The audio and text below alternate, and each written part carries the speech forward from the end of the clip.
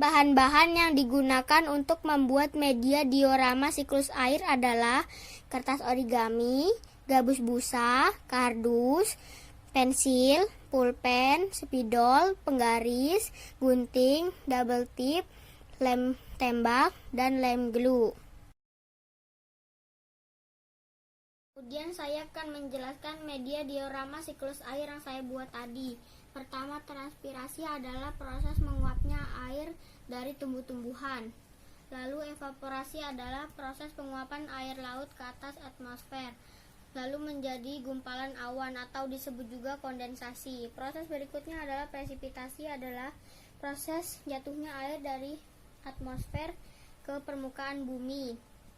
Proses selanjutnya adalah suatu pergerakan air dari tempat yang tinggi ke tempat yang lebih rendah disebut runoff. Proses yang terakhir adalah air yang jatuh diserap ke dalam pori-pori tanah atau disebut juga infiltrasi. Sekian media siklus air. Assalamualaikum warahmatullahi wabarakatuh. Diagrama siklus air.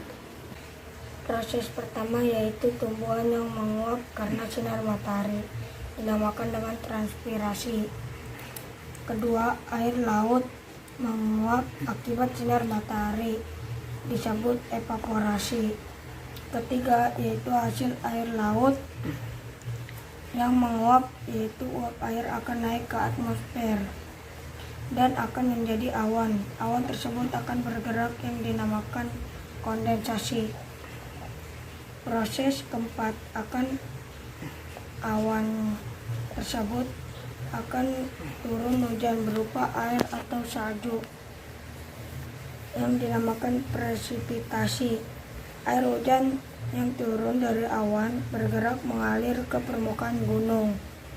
Hal tersebut dinamakan runoff. Kemudian air masuk ke dalam tanah.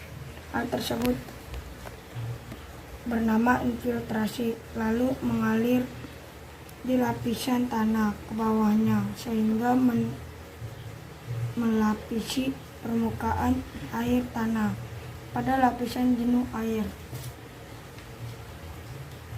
Hal tersebut air menjadi tanah dan proses tersebut perkolasi. Itulah diagrama siklus air. Waalaikumsalam warahmatullahi wabarakatuh. Teman-teman, saya akan menerangkan tentang siklus hidrologi. Proses terjadinya hujan air di permukaan bumi akan menguap karena sinar matahari, disebut evaporasi. Air yang sudah menjadi uap akan melayang ke udara. Proses tersebut dinamakan transpirasi. Uap akan berkumpul membentuk awan. Oleh karena suhu dingin, uap air akan membeku. Proses tersebut dinamakan kondensasi. Titik-titik es jatuh ke bumi. Gesekan es dan udara menyebabkan es mencair dan kembali menjadi air. Jika di daerah iklim dingin atau musim dingin, es tersebut tidak berubah bentuk, maka bisa terjadi hujan es atau hujan salju. Air yang sudah sampai di bumi akan diserap oleh tanah, disebut presipitasi.